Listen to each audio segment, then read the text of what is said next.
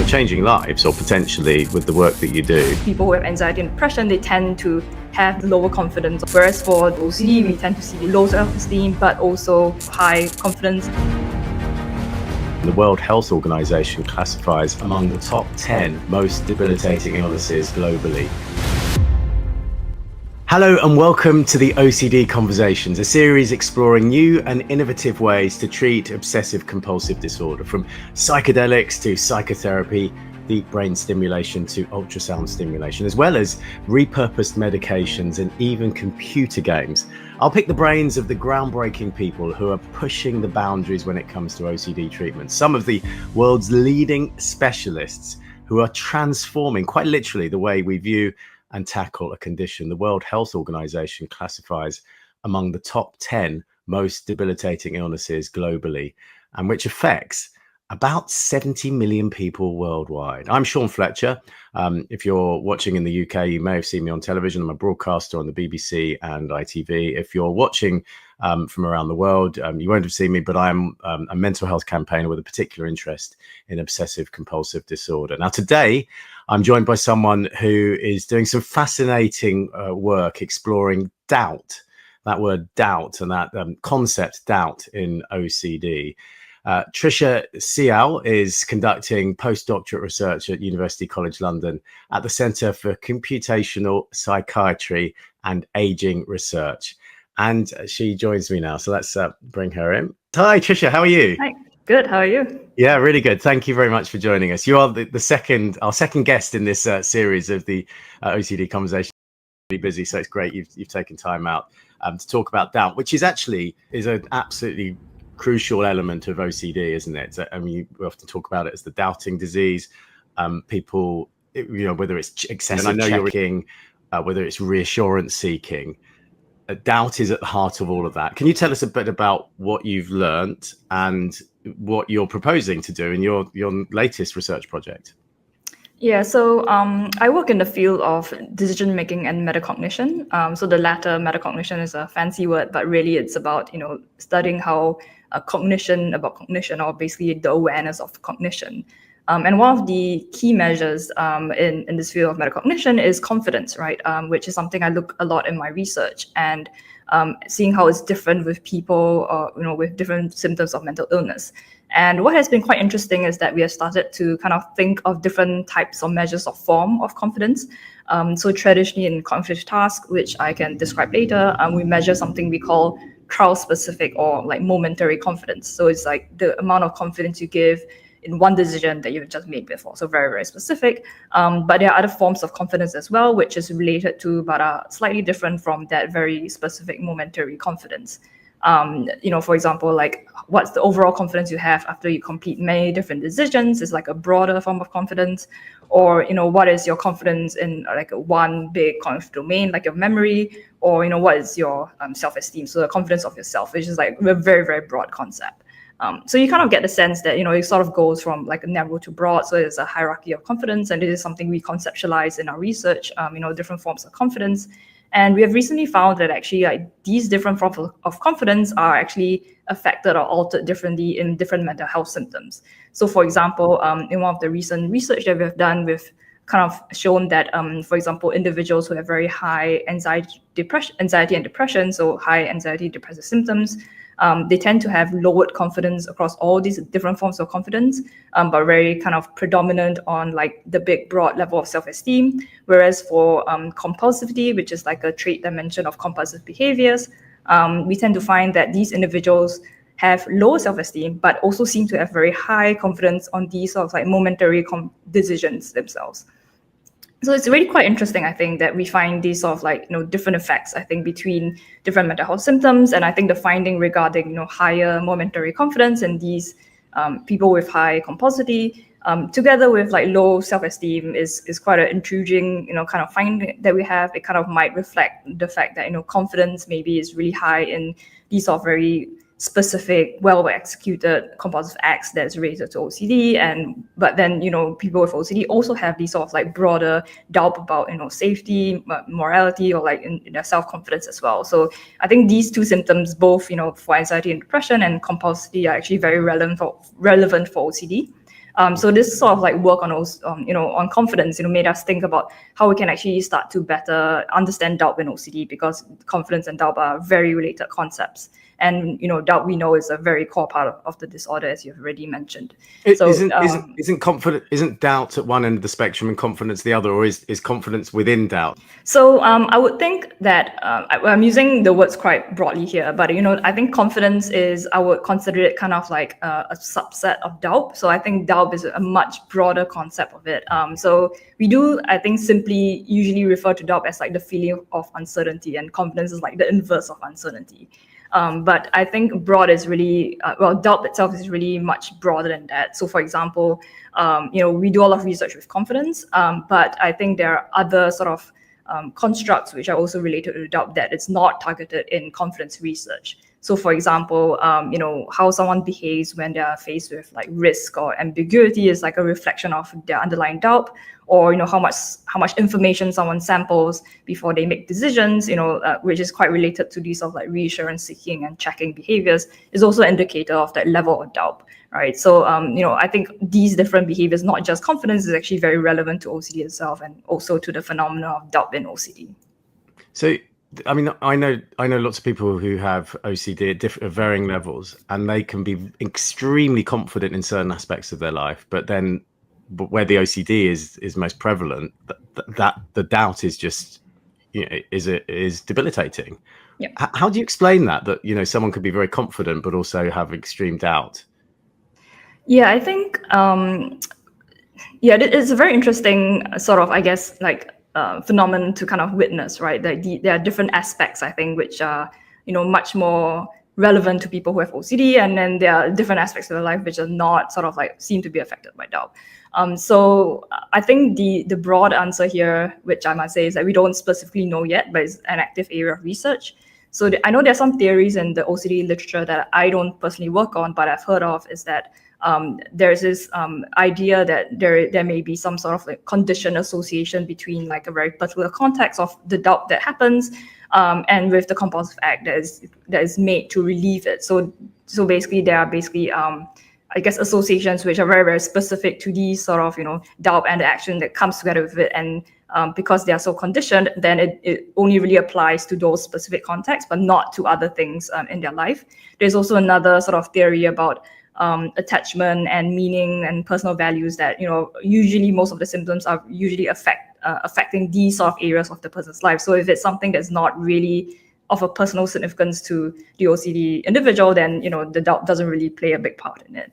But more specific to the research that I've done, and also people in our area has been doing, is one of the ideas is that there may be something we call domain-specific metacognition or domain-specific confidence. So it's the idea that confidence is not equally the same in different cognitive domains, right? So for example, someone can be really confident in their perception, but have really low confidence in their memory. So there are basically different areas, I think, of the cognitive function which are separated, and the way that confidence is manifested in each of them are quite different. And also, I think towards the idea of our research with the confidence hierarchy, we have also seen that there are diverging relationships with the different forms of confidence within the hierarchy itself. And I think that can maybe try to unpack a little bit of this idea that why there's certain forms of confidence or doubt which is affecting OCD, and why certain forms are not. Would you illustrate that in a person, this idea that they have doubt about their memory, but they're confident in the present? Is that, I think that's what you said, isn't it? Sorry, in their perception. So like, right. Yeah, so if they see something, they can be very confident that, it's there. But then when they think about memories, then they're adopting everything as related to a memory ability. So that's kind of one of the, I think, big debates actually in basic metacognitive field, that we don't truly know how domain specific, the metacognition abilities are in people. Metacognition is confidence. So a measure of metacognitive ability is confidence. So there are other sort of metrics in that field as well, but confidence is the one that I guess is more relevant to doubt. You're saying meta. So it's interesting you said it. So I know of someone who used to leave the house. I mean, it's quite a classic OCD, and even people without OCD, this idea that, I haven't locked the door, and they're at the station and they're not sure, and they go back just to check they locked the door. Actually, I've done that before, and I'm not diagnosed with OCD. But I know someone who had to take pictures of all their candles, and they hadn't, it's the morning, they hadn't lit the candles, but they had to take pictures of the candles. So when they got to work and they suddenly had doubt about the candles, they could look at the pictures. And that, I suppose, that's the doubt in your memory, because then, their memory is just sort of playing tricks on them. That's sort of effectively what's happening, isn't it? Yep. I think that's a very good sort of illustration of how it could manifest in like a symptomatic way in OCD. How do you measure confidence? I suppose we're sort of getting to the heart of your research. Yeah, so it's a great question. I love talking about this. But so I guess in the area which I work on, we actually measure confidence with cognitive tasks. So what that really means is that it kind of looks like a computer game most of the time, and we embed kind of like a self-report of confidence within the game itself. So a very classic task that we use in our research is a two-choice task, or more specifically, we call it like a dots discrimination task. It's very simple. It's like, if someone is doing the cognitive task, they sit in front of a computer, and then they're shown kind of like two boxes filled with different number of dots, and the person will just have to select which box have more dots than the other box. And then you are kind of asked, like, how confident are you that you made the correct choice in the decision you had made before? And then you rate that on a scale. So it's not like one or two dots. It's you can't count many. Yeah, it flashes really quickly as well, so you can't really sit there to count the difference. So it really relies on the moment which you see it, and it's really, really fast, less than a second. It sounds stressful, Tricia. I'm not sure. It does, but people do it really well. Like they do way better than they think they can do it. And also, we quite crucially, I think, to the reason why we use these tasks is because we can actually control for things that can actually explain why people have high or low confidence. So, for example, if you're really good at a task, you generally know you're good anyway, and you will have high confidence. Or if you're really bad at it, how good you perform is always going to affect your low confidence. So the reason why we have, for example, these dots is because we can actually control the performance of how someone does the task. So in a sense, we can make everyone do it at the 70% correct, right? So we know that the reason for why someone rates high or low confidence in that task is not because they perform better or worse than someone else. So I think it really gives us a very concrete sort of measure of how confident someone is, without all these other reasons, right? Why someone might be confident as well. Sorry to interrupt. So that the human brain will get 70% of these right across the board. It's pretty much 70%. Oh, sorry. I meant to say that we can actually control the design of the task that everyone actually performs at the 70% level. Yeah. So by controlling how difficult the dots difference is, right? We can make if someone is really good at it, we just make it more difficult, and therefore how many times they're correct is always going to be the same as someone else. I see. So basically, it's not about how often they're correct. You're going to get that to 70%. You're going to adjust it so 70%. Exactly. Yeah. But it's how confident they are that they got it correct afterwards. So then you ask them afterwards, are you confident you got this? You judged that box had more dots in it than this box. Yeah. And what do you find from that? Who are the people who are most confident? So the thing is that we then relate it to the mental health symptoms, and therefore, people who have high, anxiety and depression, they even despite performing at the same level with everyone else, they tend to have lower confidence. Whereas someone who has high, compulsivity, even if they perform at the same level as everyone else, they tend to rate higher confidence. So I think it's really interesting to see these sort of like effects of confidence, even though everyone is actually performing at the exact same level. So this is research you haven't done yet. You're proposing to do this research. Is that right? So the one I mentioned with confidence with individuals with depression, with symptoms of anxiety, depression, and compulsivity, it's research we have already done. We generally can kind of do it as an online experiment. So we get people to do it through the computer online, and it's usually with a general population. So not really people who are specifically diagnosed with OCD, but basically symptoms that are already present in in the individual in everyday life. So for these sort of experiments, we go up to sometimes over 400 people who are doing these sort of tasks to kind of get a really broad view of, the general population and how these sort of mental health symptoms are manifested in these populations and how it's related to confidence in them. So with the 400 people, if someone presented who was doing it, who had lived experience of OCD, would they mark that down? So you would know, the 20 or 33%. So what was it, 2 times? So statistically, there'll be about 12 people in the 400 who have OCD, and of all of those, you would then be able to get a pattern that people with OCD, how they perform in terms of confidence compared to the rest of the population who perhaps don't. So, I mean, that's a really good, so we haven't done, I think, that's very specific sort of picking out of people who have OCD within that population itself. But definitely, I think in the future sort of research that we're proposing is actually to bring these sort of, confidence studies a bit more specific to the phenomenon of doubt, and therefore actually with people who have OCD, right? So we also want to know that. So we broadly kind of assume that most of these studies are applicable to symptoms that are very relevant to OCD, but to look at them in the OCD population is something that we will do in the future with this sort of like foundational research that we already have. But you said it was interesting to see how different mental health conditions are affecting confidence. Can you tell us what you found? I mean, not just OCD, depression, anxiety. What were the patterns?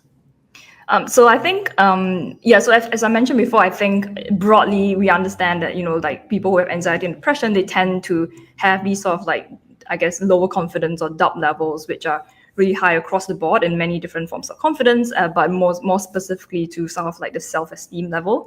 Whereas for compulsivity, which is, I guess, very related to OCD, we tend to see these more I guess, different patterns of different forms of confidence, which are related, like, low self-esteem, but also sort of high confidence in those very specific decisions. But I think it's also really interesting to think about other sorts of, mental health conditions that have, I guess, confidence or doubt related to them, but maybe not in the way that we think of it usually. Like, for example, people who have schizophrenia or suffer from psychosis, they tend to have, symptoms of delusion, which is kind of a reflection of the opposite of extreme doubt, which is like the lack of doubt and in the level of the lack of appropriate doubt, I guess, for example, for reality. So I think doubt and confidence is actually very related to many different mental health conditions across the board. So thinking of the work you're doing, what are the possible scenarios from the research? I'm anyone who's heard me, I'm a real optimist. I'm always really positive, and I'm just thinking the way we treat OCD at the moment is the go-to CBT and SSRIs. And I'm not a scientist. I'm not an expert. I'm very much a layperson who has a little bit of experience in OCD. But the way we treat it is to treat the compulsions.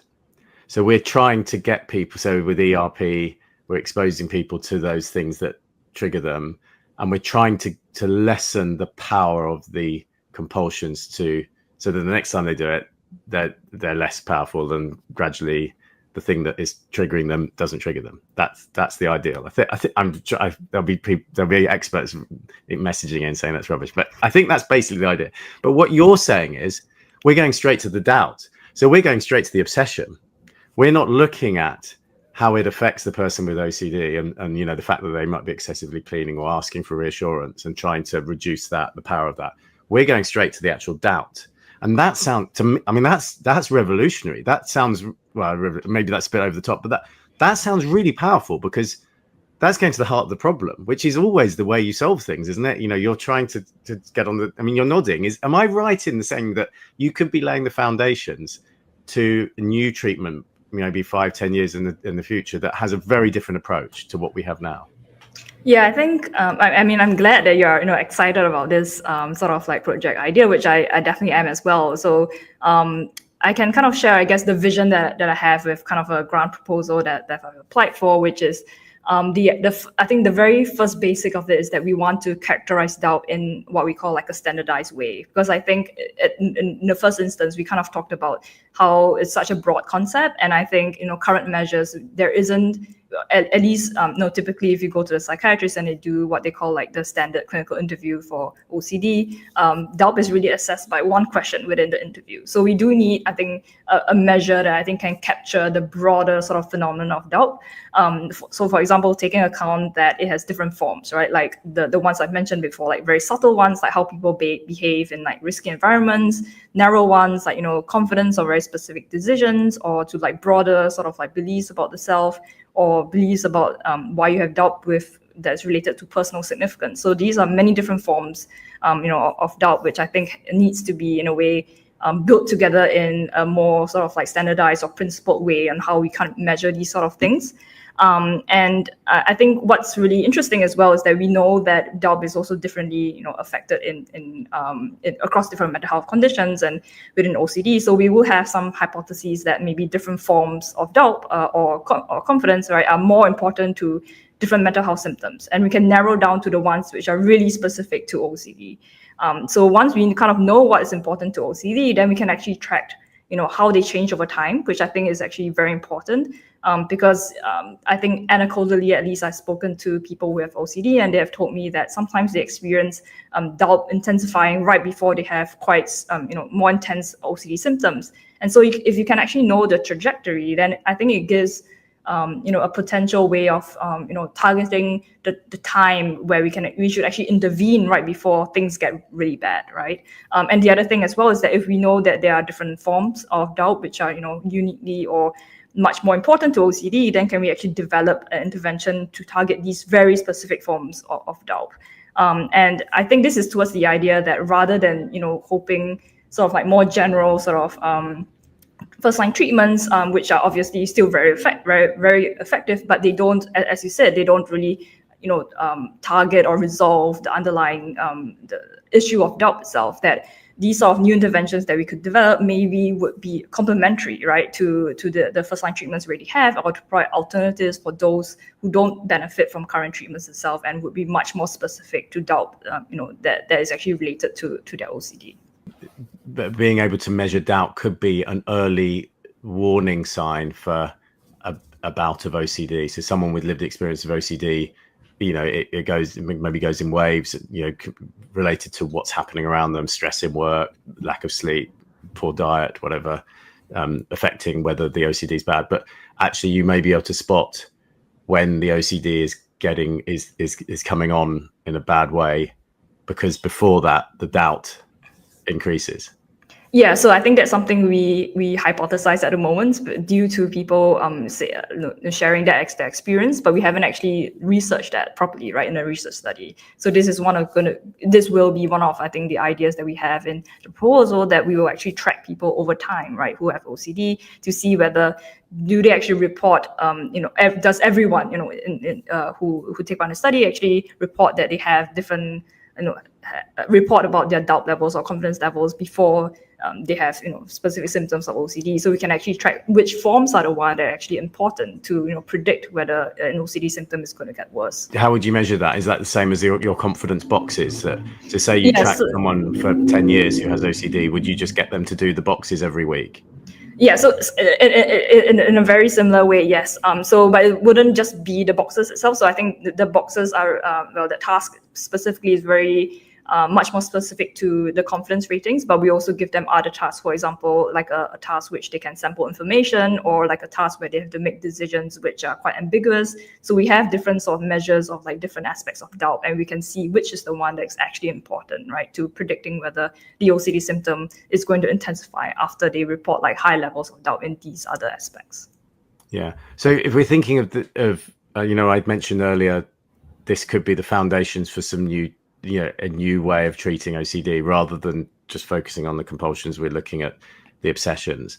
Someone with lived experience with OCD might say, I'm doubting a lot more at the moment. I know OCD is going to get worse in the next, and then going back to our previous OCD conversations, the first one we did where we had ultrasound, whatever they do to, treat their OCD, they may have, this is in the future, a sort of something that you put on your head with ultrasound to target it's probably more like a helmet type thing. I think we discussed last month.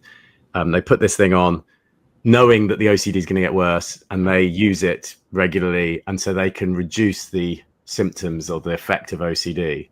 So this is like what you're doing is an early warning sign to then use the treatment that we were discussing last month. Rather than just using it willy-nilly, you're actually doing it when you know that it's getting worse, and the doubt is the trigger.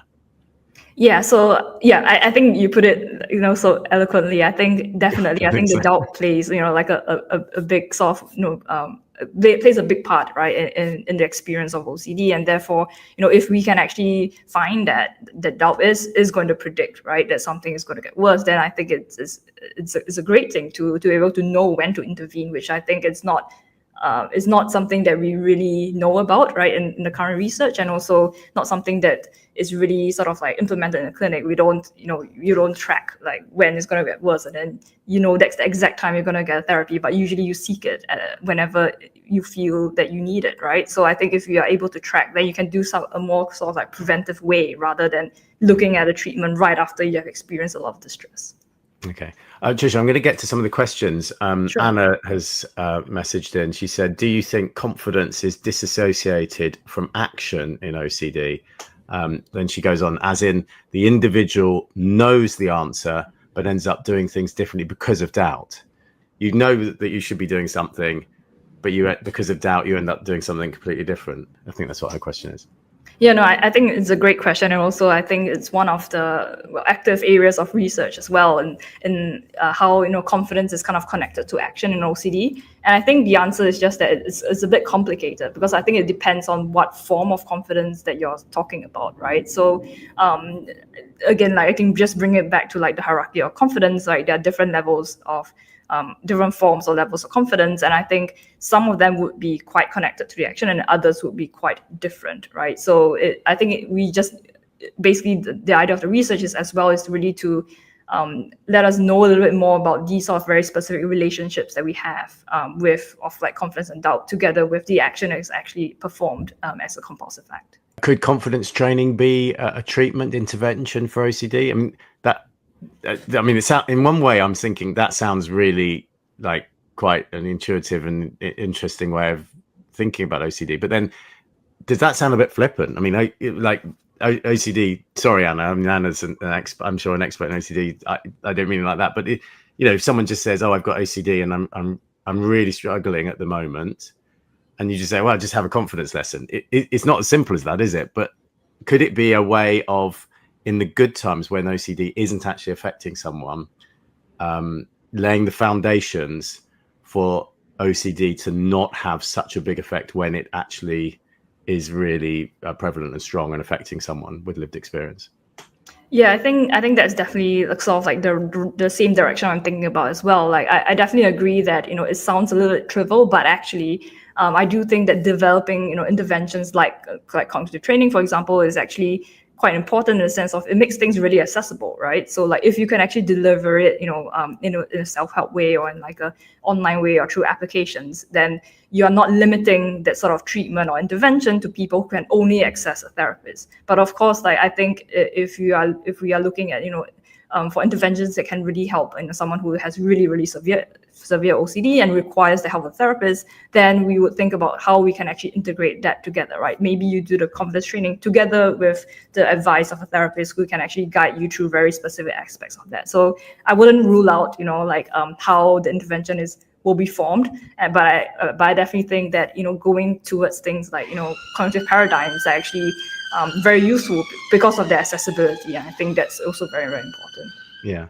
Well, where does you mentioned self-esteem earlier? Where does self-esteem come into it? Is that something? There's not something completely different. That is confidence, isn't it? In yourself.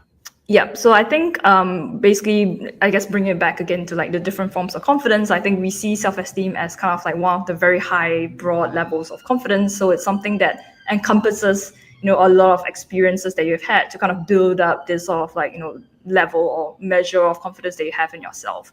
But I think what's interesting about it is that it's very distinct, right, from other forms of confidence, like your momentary confidence, even though we know they're kind of related to each other, right? We are assuming that these sort of like in the momentary confidence is like building blocks of into your experiences accumulated into that big broad sort of level of self-esteem, but we know that they can actually diverge, right? So someone with high self-esteem maybe would always have low confidence when they make very specific decisions, and on the flip side you can have someone who has very high self-esteem but then have really low confidence on very specific decisions. And I think one of the current lines of research is really to try to understand how these different forms of confidence, right, from these very specific levels of confidence to this broad sort of idea of self-esteem, how are they actually related to each other.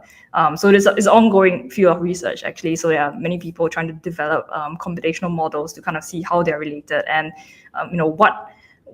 and to figure out, I think, what else other than these individual confidence that actually goes into the concept of building self-esteem. I'm interested in why doubt is so fundamental in OCD. When I'm thinking about all the sort of, or some of the different types of OCD. So, checking is, you're unsure. Say, for example, that example of me saying someone had taken pictures of their candles to make sure they weren't lit when they went to work, even though they hadn't lit them that morning.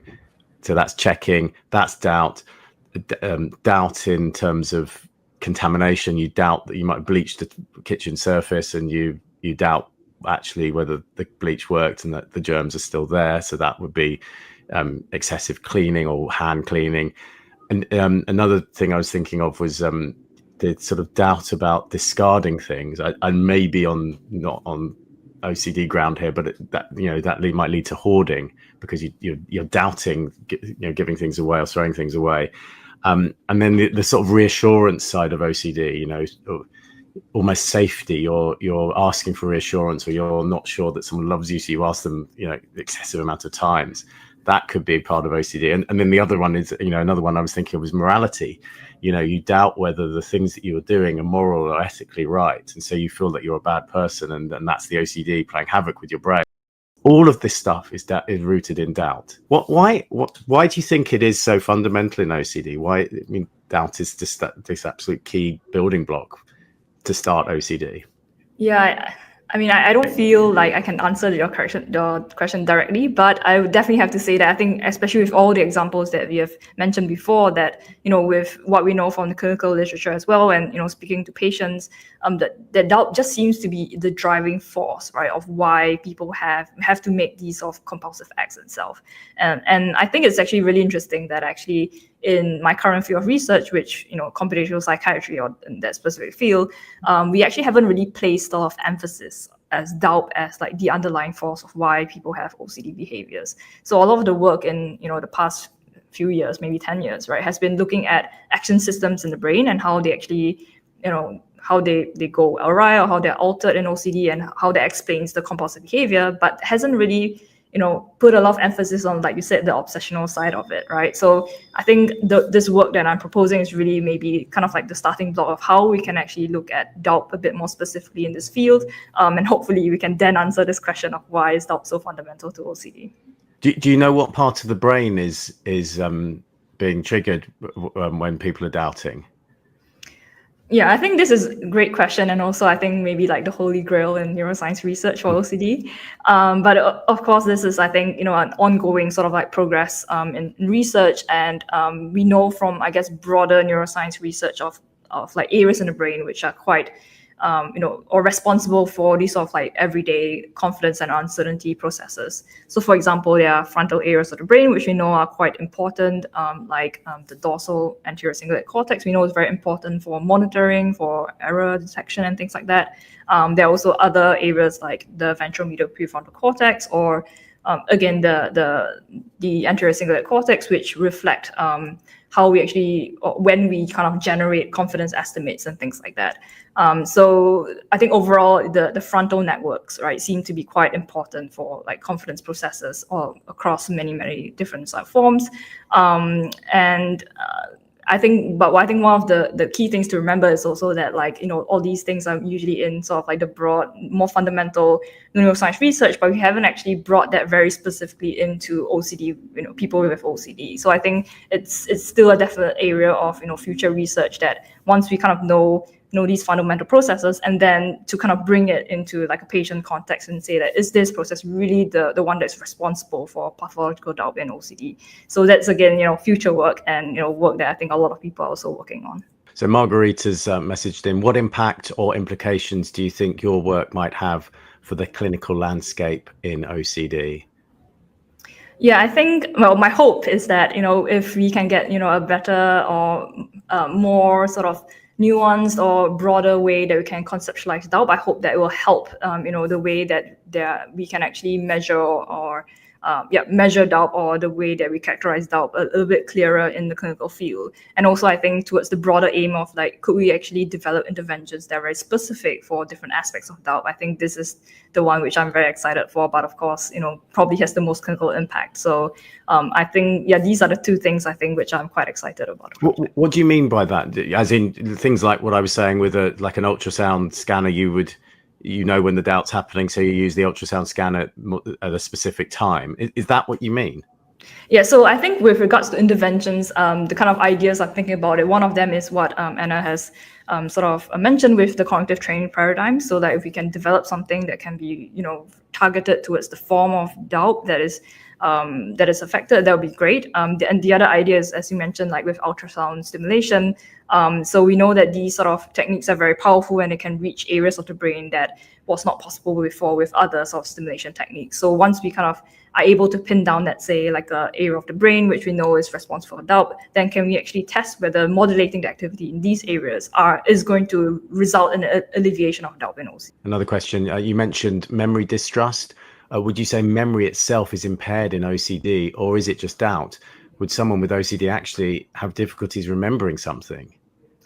Yeah, so regarding that, I think I can recall, there are some studies looking at that specifically. So looking at, for example, if someone does a memory paradigm, is the memory actually affected, or is the confidence actually affected? So I think it's actually both. So there has been in the study or the meta-analysis specifically, they've shown that those people with OCD do have a lower memory performance, but they also on top of that have a lower confidence in the memory, right? So I think it's both of these things. There's no evidence that someone with OCD, with lived experience of OCD's memory isn't as good. It's just that their confidence in the memory, and that's doubt, though, isn't it? Yeah. So they're sort of all intertwined. So this new research, you're proposing to do it. You're seeking funds for it. Is that right? What stage are you at? And if you get the green light, how long will it take? Where do you expect to be coming back on this webinar and telling us all about it? What's the timescale? Well, unfortunately, it takes a long time for things to be funded. So it takes up to like 9 months to a year for the process of the grant application to be funded. But of course, it's because there's a lot of rigorous sort of like review by the funders to see whether this is something they want to fund. People test you on the science, and of course, they have to interview you on like whether you are the right person to do this. Who's funding? Who funds this? Is it university money, or is it private business money? Actually, it's often external charities or related to the UK government. So universities don't usually have that big of a pot of money to fund these sort of like very big sort of projects. So we look up to external funders to fund this sort of research. Okay, so once you get that green light, if you do, but hopefully fingers crossed, then so it takes about 9 months a year just to get to that stage with interviews, rigorous assessing of your application, and then what happens? So once they give you the green light and you're able to get the money, then so for the project that I sort of put in, it's a project that will last up to 8 years, 7 to 8 years, right? So it's a long sort of future. So you have already basically planned that you are going to do these studies. So hopefully the ones that I've put in the proposal is going to lead to the very end of where we can actually develop the interventions, right? So that's the broad vision for that. Hang on, so it's 8 years. I mean that's. I mean, you're really young, but I'm thinking about 8 years. I'll be in my 60s by then. That's crazy. So, what happens over the 8 years? So do you in this proposal that you're putting to funders, potential funders, do you map out the whole of the 8 years?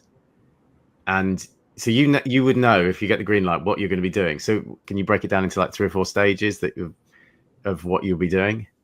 Yeah, of course. I think, well, I mean, you're always given 8 years, and I think it's up to you how you want to manage it. But specifically, I think for the research on doubt, I think the first part of the first half, let's say, right, is really going to be dedicated to, trying to build this sort of like framework or to be able to measure the doubt in a more standardized way and to be able to track it, and how it changes in people with OCD, and also to look at some brain mechanisms underlying doubt in OCD. So I think the first part is always very dedicated to make the case that you have a good scientific background or a foundation, right? To kind of say that, hey, in the last few years, I have all this information and it really has an evidence for us to develop interventions that can actually target doubt, knowing from these insights that we've gained in the first half itself. So it does seem like a very long time, but actually, when you think about it, let's say 4 years, it's a research study, and it unfortunately it does take a lot of time to do research, especially clinical research, because it just needs a lot more resources as well.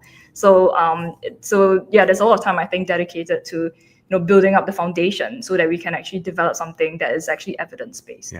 Yeah, so I didn't want it to sound like, oh, what are you going to be doing for 8 years? I know there's a lot of work, and obviously it's really important work. It's just someone with a brain the size of mine, I can't comprehend it. But I mean, it just seems like a long time, because I work in live telly. Literally, we'll go on there, and an hour later we're done. So 8 years seems like, but you're going to be doing much more worthwhile stuff. I'm interested in your personal motivations, Tricia. Why are you working in this line of work? Is there a personal sort of motivation and passion, or is it just the line of work that you sort of by accident got into? I think it's kind of both, to be very honest. So, like, personally, I don't suffer from OCD, but I have other sort of experiences with mental health issues, for example, with anxiety. So I think over the years, I've definitely realized that mental health is a very, very sort of like big part of many people's lives, not just mine. And I'm very passionate about understanding why it happens to people, and how we can actually improve treatments for that, because talking to friends as well, almost everyone has experienced a mental health issue. So it's definitely, I think, a very, very big part of many people's lives, and really drives, I think, the reason why I'm in mental health research. But more specific to OCD, I think it really comes out, I think, from the research I've done since my PhD. And it turns out that many of the things that I found is actually very related to OCD. And there are, I think, just many features of disorder which are just not well studied and not well understood. And it's really, it also drives, I think, my natural curiosity, right, to kind of figure out why is this so, and can we actually do something about that in the research that we have done. There'll be people who are watching this or listening to this who will really be struggling, and they will have lived experience of OCD, and it will have really impacted their lives. Do you ever think of yourself, I'm sure you're probably too modest to, but that actually you're changing lives, or potentially, with the work that you do? And of course, this is all long-term stuff, but it's all absolutely crucial, and that future generations might look at your work and think, well, that was the turning point, or that was the thing that saved me. Do you ever think of it like that, or I sort of sense you're quite modest, so probably not? I mean, I always think in the sense of that, like, we are embarking in a way like an area of research that hasn't really been explored very well. So in that sense, I definitely do think the research is very important, because it gives this first step, right, of like, getting there and starting the research, so that even if, for example, if it doesn't work out, but we can say that we tried, and we know where to go on from there. So I think it's very important in that way. And obviously the very big hopeful potential is that it really will translate into something that into a very sort of like useful, effective intervention that can target doubt itself. I say on behalf of everyone who has had experience, either lived experience or knows someone who has had lived experience of OCD, just to say thank you very much for the work you do, because I know in the future, even if you don't find something, as you said, you'll know that will help point you in the right direction, or other people won't be having to do the same work, because either way it will be invaluable. So thank you so much, Tricia, for what you did. Thank you so much for speaking to us here on the OCD Conversations, because it's been an absolutely fascinating talk. And for me as well, I talk to lots of people who are trying to find new ways to treat OCD and to find breakthroughs with OCD. And actually, it's often talking about, I sort of had a light bulb moment during this, it's often talking about the compulsions, but actually you're focusing on the heart of all of this. And you're not creating some device that maybe goes on someone's head, or actually does something straight away, but actually what you're doing is laying the foundations for something that could be much bigger than all these other things. And I think that's absolutely fascinating. So Tricia, thank you very much. And thank you to everyone who's been watching today and all the questions that have been sent in. As I say, that always helps shape what we are talking about on the OCD Conversation. So Tricia, thank you. Thank you for watching. And we'll be back next month with another really fascinating guest on the OCD Conversations.